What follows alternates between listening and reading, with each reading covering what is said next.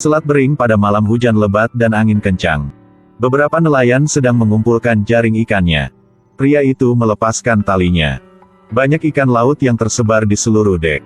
Pada saat inilah, mereka menemukan makhluk yang sangat besar dari antara pengumpulan ikan yang bergerak perlahan. Beberapa ikan laut tiba-tiba dibuang. Para nelayan sangat ketakutan, mereka mengambil lembing dan kapak. Menghadapi makhluk tak dikenal. Beberapa dari mereka menunjukkan ekspresi gugup. Mereka dengan hati-hati melangkah maju dan mengepung dek. Makhluk tak dikenal tiba-tiba muncul. Pria berbaju kuning yang memegang kapak itu langsung dipukul oleh ekor ikan. Sisanya mengambil lembing panjang dan berlari ke depan secepat yang mereka bisa. Makhluk tak dikenal itu dikejar oleh mereka ke kompartemen kapal. Mereka semua menghela nafas lega. Pria berbaju kuning itu terluka parah. Kapten langsung memanggil bantuan medis. Setelah badai berlalu, di laut yang tenang ini, bagian dalam kompartemen kapal nelayan ini membunyikan lagu yang sangat aneh. Kapten dan beberapa orang lainnya semuanya tertarik ke sisi itu. Salah satu pria tidak tahan, jadi dia mendekati tutup kompartemen kapal. Saat dia hendak membuka tutupnya, sebuah helikopter tiba-tiba menukik ke bawah. Muncul beberapa anggota tim komando US Navy SEALS dengan senjata lengkap. Kapten langsung melangkah maju dan membuka tutupnya. Melihat makhluk tak dikenal di bagian bawah kompartemen kapal, dia tidak tampak terkejut ketika dia melihatnya. Setelah meminta bawahannya untuk menyuntikkan obat bius ke makhluk tak dikenal, dan langsung memasukkannya ke dalam tong besi yang dibuat khusus dan membawanya keluar dari sini. Pada saat yang sama, di permukaan laut tidak jauh dari perahu nelayan, ekor ikan aneh muncul di permukaan air. Keesokan harinya, di sebuah pangkalan militer rahasia, di dalam tangki ikan besar, tanpa diduga, ada makhluk aneh dengan bentuk tubuh manusia berekor ikan. Dan ini adalah Putri Duyung yang legendaris. Di tempat lain, Ben sedang dalam perjalanan pulang. Tiba-tiba, seorang gadis muda muncul di depannya. Untungnya, dia bisa menghentikan mobil tepat waktu. Gadis itu berjalan dengan goyah. Tapi sepertinya dia tidak tahu cara berjalan. Ben melangkah maju untuk menanyakan apakah dia membutuhkan bantuan. Tiba-tiba gadis itu jatuh ke tanah dan pingsan. Dia harus melepas jaketnya untuk menutupi tubuh gadis itu. Pada saat yang sama memasukkannya ke dalam mobil. Melihat gadis itu bernafas dengan cepat, sepertinya tidak biasa. Ben segera menghubungi dokter untuk menanyakan kondisi ini. Dokter mengatakan bahwa dia akan datang ke rumahnya untuk memeriksa. Ben membawa gadis itu langsung ke rumahnya. Gadis itu berbaring di sofa dan terbangun. Dia dengan penasaran mengamati segala sesuatu di sekitarnya. Semuanya menjadi sangat baru baginya. Dia langsung mengambil kerang laut di depannya dan membawanya ke hidungnya untuk menciumnya. Ben bilang dia bisa membantu dan membawa gadis itu pulang.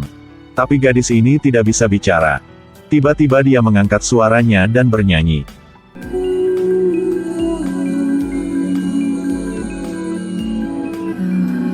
Tetapi terganggu oleh ketukan di pintu di luar.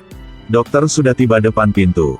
Ketika Ben kembali ke dalam, gadis itu tidak bisa ditemukan. Dia bersembunyi di perahu yang ditinggalkan dan menghabiskan malam di sana. Ketika dia sadar kembali, dia mengamati kakinya. Tiba-tiba dia melihat seekor tikus. Dia tidak ragu sama sekali dan mengulurkan tangannya untuk menangkap tikus itu. Dia menyelesaikan sarapannya. Sekali lagi dia mengamati segala sesuatu di sekitarnya. Dia mengenakan jaket yang terasa dengan tudung dan berjalan keluar ke jalan. Dia sepertinya sedang mencari sesuatu. Dia melewati toko barang mewah. Dia penasaran dan menatap wanita tua yang menyapu lantai, Helen Hawkins. Dan Helen sepertinya mengenal gadis itu. Tapi ekspresi di wajahnya adalah ketakutan. Pada saat ini, tepat ketika Ben melewati, dia melihat gadis itu berdiri di depan toko mewah. Dia menghentikan mobil dan dengan cepat berlari ke depan toko itu untuk bertanya. Tapi Helen tidak menyebut gadis itu sama sekali. Dia sepertinya takut akan sesuatu. Gadis itu mengikuti aroma ke pelabuhan. Dia melihat perahu nelayan bernama Bintang Utara. Di kapal dia menemukan jaring ikan. Dan suatu hari yang lalu, dia dan saudara perempuannya sedang berenang di laut dalam. Tiba-tiba saudara perempuannya dibawa pergi oleh jaring ikan ini. Dia pergi ke darat untuk mencari saudara perempuannya. Tapi sekarang, kakak perempuannya ditahan di akuarium raksasa di pangkalan militer. Gadis yang sama sekali tidak tahu di mana kakak perempuannya berada. Hanya mengandalkan perasaan untuk pergi kemana-mana mencari. Dalam perjalanan, dia ditikam di kaki dengan batu. Gadis pintar menemukan sepasang sepatu plastik. Tiba-tiba dia melihat helikopter mainan. Dia ingat bahwa kakak perempuannya dibawa pergi oleh helikopter yang terlihat seperti helikopter mainan ini. Sekarang dia menonton kartun yang diputar di TV. Sekarang dia menonton kartun di TV, dan mempelajari cara orang memberi nama mereka. Dia menamainya Rin. Rin berjalan ke seorang pria, dan menunjukkan kepadanya helikopter mainan di tangannya. Menyiratkan bahwa dia ingin meminta pria ini untuk membantunya menemukan saudara perempuannya. Dia dengan bodohnya membuka pintu mobil, dan duduk di kursi di sebelah pria itu. Tapi pria itu memiliki niat jahat. Dia mengantarnya ke hutan kecil. Tapi dia tidak tahu bahwa gadis yang ingin dia perkosa sebenarnya adalah iblis. Pria itu membawa gadis itu ke hutan kecil yang sepi. Tapi dia tidak tahu kalau gadis di depannya itu bukan manusia. Ketika pria itu hendak memperkosa gadis itu memukulnya dan dia terbang melewat dari kaca depan di depannya. Pria itu meninggal di tempat. Nama gadis ini adalah Rin. Dia adalah penguasa pemangsa lautan. Dia adalah putri duyung dalam dongeng. Kakak perempuannya ditangkap oleh tentara. Rin pergi ke darat sendirian karena dia ingin mencari kakak perempuannya. Saat ini, dia sama sekali tidak tahu di mana saudara perempuannya berada. Adapun dunia manusia, dia juga tidak tahu apa-apa. Dia melepas jaket berdarahnya dan terus berjalan ke depan. Pada saat ini, dia melihat sebuah rumah di kejauhan dengan logo terpampang di luar rumah itu. Dan di bajunya juga ada logo yang sama. Dia tidak sengaja pergi ke pusat penelitian kelautan. Saya melihat di atas meja di rumah ada toples besar daging ikan cincang. Tanpa diduga, dia langsung mengambilnya dan menuangkan semuanya ke mulutnya. Setelah makan dan minum dengan baik, Rin dengan ekspresi sangat puas dan berjalan keluar dari pusat penelitian kelautan. Singa laut sedang menampilkan di bawah air segera merasa tidak nyaman. Singa laut melihat ke arah Rin dan terus menggeram.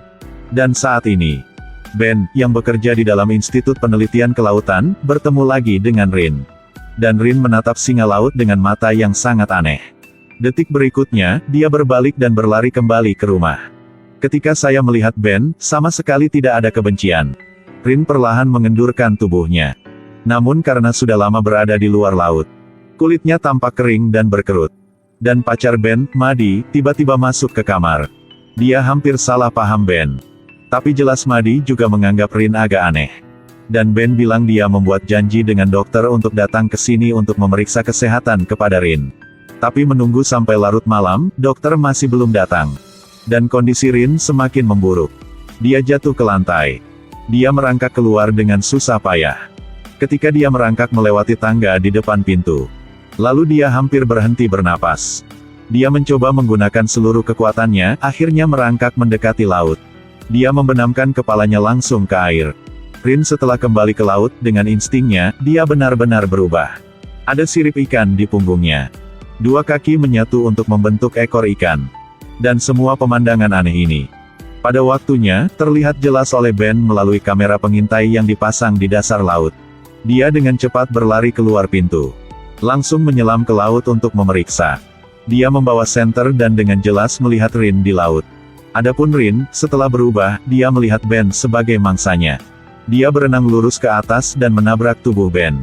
Keduanya mulai bertarung satu sama lain di air laut. Rin membuka mulutnya untuk menggigit bahu Ben dan menyakitinya. Ben mencoba untuk berjuang dan melarikan diri dari Rin. Dia menendangnya dan dengan cepat berenang ke permukaan. Sebelum Ben bisa mencapai pantai, Rin menangkap kakinya. Ben mengambil lembing yang tertinggal di pantai. Setelah beberapa saat, dia berhasil melumpuhkan Rin. Dia akhirnya lolos dan berenang ke permukaan. Rin tidak mengejarnya bahkan setelah dia bangun. Dengan keberaniannya, ia mengibaskan ekornya dan berenang ke seberang lautan. Ben tidak peduli dengan hujan, mengemudi dan pergi ke toko mewah Helen. Dialah yang paling tahu legenda Putri Duyung di kota kecil ini. Ketika Ben masih sangat muda, dia telah mendengar Helen menceritakan banyak cerita tentang Putri Duyung. Pagi ini, ketika Helen melihat Rin di jalan, ekspresinya sangat ketakutan. Ben memberitahu Helen bagaimana dia melihat seluruh proses Rin berubah menjadi Putri Duyung. Dia yakin Helen pasti tahu tentang keberadaan Putri Duyung. Dan Helen juga terus terang menceritakan semuanya pada Ben. Ternyata, Putri Duyung bukanlah hewan yang jujur sama sekali.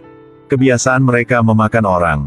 Dan mereka selalu melihat manusia sebagai mangsa untuk diburu. Manusia sama sekali tidak memahami mereka. Sejarah kota kecil ini telah dipenuhi dengan tragedi yang melibatkan Putri Duyung.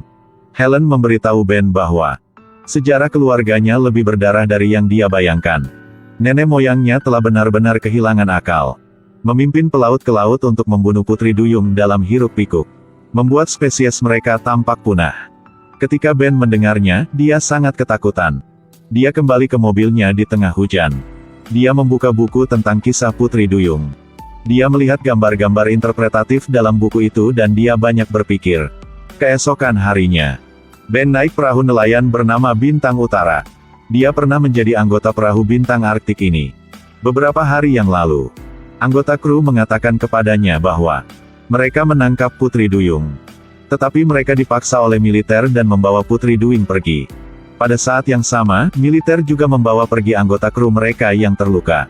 Tapi pada saat itu, Ben tidak percaya kata-kata mereka. Dan kapten ingin membuktikan keberadaan Putri Duyung. Dia memutuskan untuk pergi ke laut untuk terus menangkap Putri Duyung. Dan Ben bersedia pergi bersama mereka. Terutama karena dia khawatir mereka akan menyakiti Putri Duyung Rin. Itu sangat dingin di malam hari di laut. Tetapi mereka tampaknya sama sekali tidak berniat untuk tidur. Pada saat ini, Probe tiba-tiba bereaksi. Semua orang bergegas ke geladak untuk mengamati.